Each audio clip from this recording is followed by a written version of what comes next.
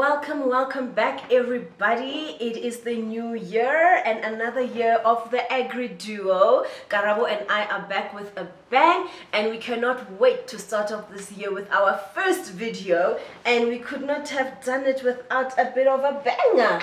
Of course, but before we got into the video, guys, we hope you had a lovely festive season. We had a lovely break. We overspent and did all the nice things. Yeah. Before you watch this video, go back to the how to shop like an economist video, because that video is relevant every single January. Absolutely, especially if you're doing Veganuary, and you guys, you know how tough it is. January tends to be a little too long.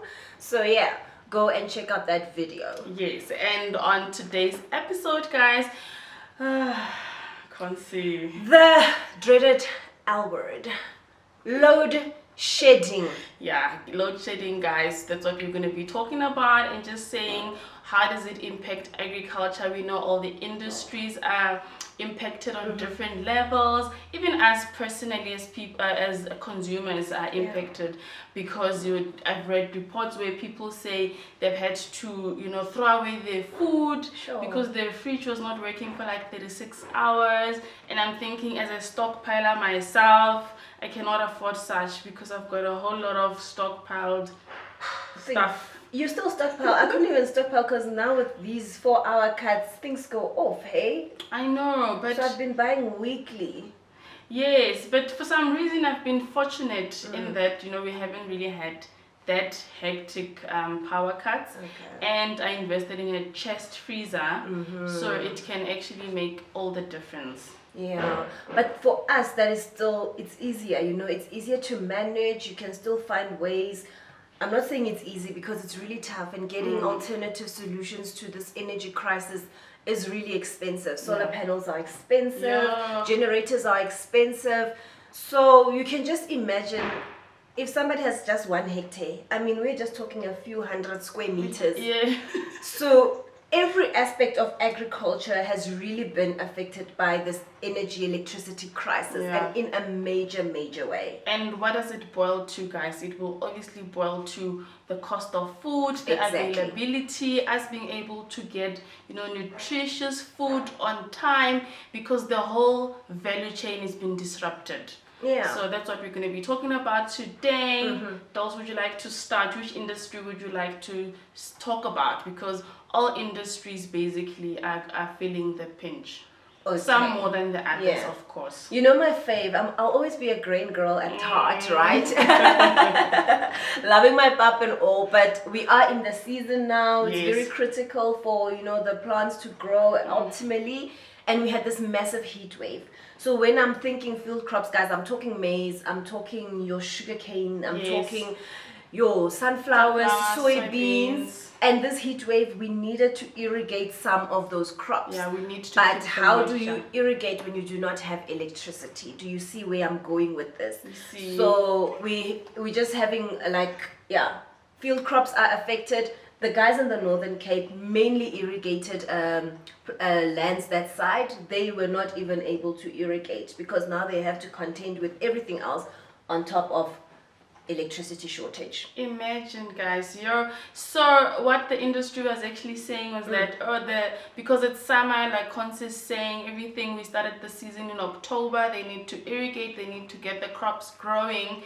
You know, it's not the same as if we were having these power cuts in winter, you know, because we are now in the season, we need the electricity, we need to pump up, because, you know, irrigating with your diesel and stuff is not sustainable.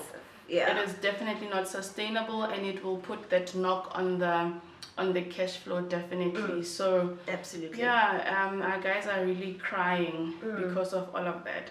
And the second industry that is hectically impacted, guys, take a guess. It's meat.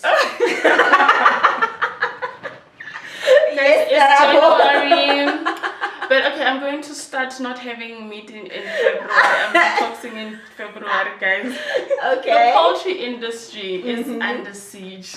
The poultry industry is under siege. Karabo's tummy is under siege. My tummy is under siege because now I have to be, in the next few months they're going to be saying, prices, because, they're not able to slaughter, they're not able to produce and grow the chickens, to the right standard. Yeah. So it's a bit of a problem, because I also read that even some weeks ago, your KFC had to, close some of the shops because of the supply. They couldn't really get. I think it was about 40 outlets, hey? Yes. Yes. So some shops were operating in a reduced, hours. Some were closed completely. So do you guys see the impact? Do you guys see the impact? Yeah, guys, so for the poultry, broiler industry and egg industry, electricity is very critical. Yes. There has to be a certain heat level so that the chickens can grow at an optimal level. Yes. And we need also ventilation so that they don't die from a heat stroke. Yes. I also read recently there was like a farmer that lost about 50,000 of his flock. Yes, because apparently he's going to court. Sure. To say, no, Eskom, you did me dirty. But this is a lot of money that I'm losing 50,000 chicks. Yeah, because with the whole cycle, it's very sensitive. Exactly. You need the right light, like Consu was saying, the right temperature at the right time. So that's hectic. Yeah. Especially, can you imagine the small guys who cannot, who do not have the money to invest in all these backups? Then you are really in trouble. Because you've already put in the money in your process, right? Like if you are planting field crops, you've already paid for the fertilizers, you've already paid for the tillage and the seeds. If you're a poultry person, you've already bought your chicks. You've done all of that. Yeah. And now, boom, just like that. You have to restart. Do you have capital to do that? Yeah. Even if you go back to the bank, we have the higher interest rate. Do not even you're shock just me about that contending one with so again. many Yes. things. It's the weather, it's load shedding, it's input prices, it's higher cost of lending. And now with the Eskom's approved new tariffs. tariff, guys, siyagowisha. You can imagine how tough it must be for the producer's bottom line. It's already tough, so imagine going forward and having to deal with some of these things. So the industry is actually saying, guys, we need to get some rebates here, so that we can try to get by. You need to, maybe in our regions, we can have load shedding, but not during the peak time, where we have to irrigate, where we have to do all of that. And the way the schedules change is also a big problem, because you will try to be like, okay, at 2 o'clock or whatever, this is when the electricity is going, and they decide to take it at 6. Yeah.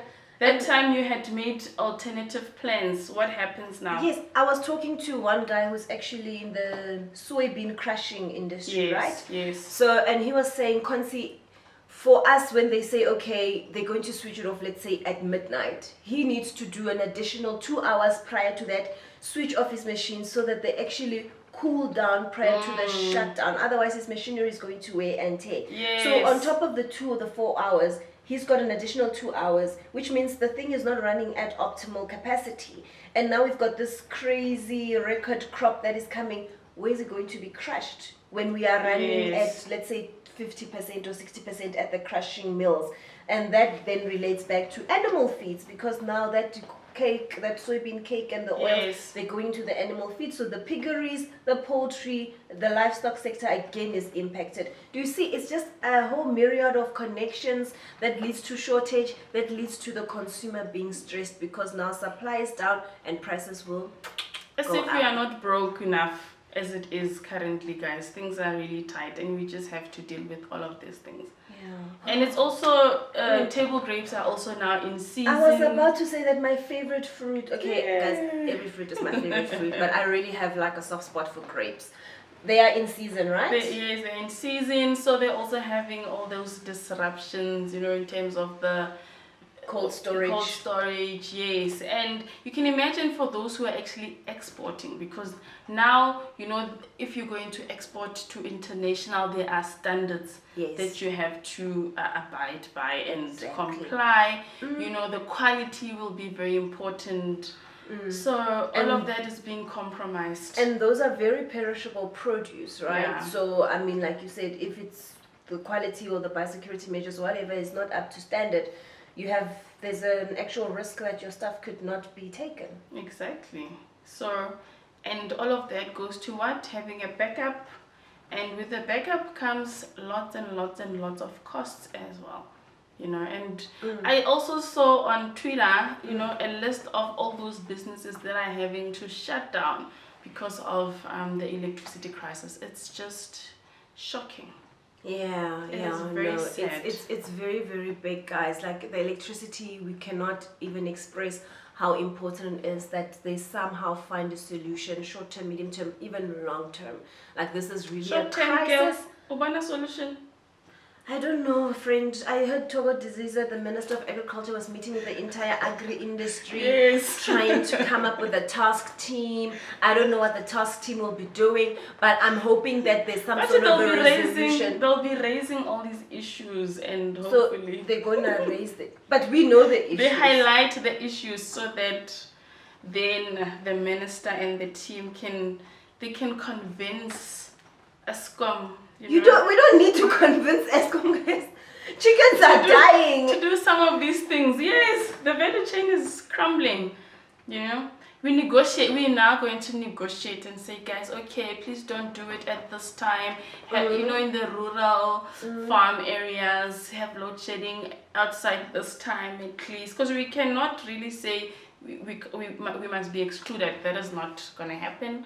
So we can maybe hopefully negotiate the times that are aligned. The thing is, agriculture is so integrated, friend. Even if they say they exclude primary farming, there's, like you said, the whole value chain. What about the baker at the corner who needs to bake the bread from your wheat, you know? There's an abattoir waiting for those chickens that... We saw that video on Twitter as well, where a whole lot of chickens died. It was so scary to witness, you know. And on the other side, an abattoir is waiting. You know, the slaughterhouse is waiting to say, "Bring the chickens, I'm ready." Because you know, when you get to KFC or to the retail, we want a final clean product. Maybe we'll go back to the homelands and go slaughter our own chickens. The people who have their own chickens and their own eggs and their own livestock right now are the people who are having a great time. So that is absolutely an option. We have a garden out here, guys. So we must now reconsider. The SPCA must not come for me when my neighbors hear a goat going meh. That's all I'm saying. She's just protecting herself. I need to do eat. That. We need to eat.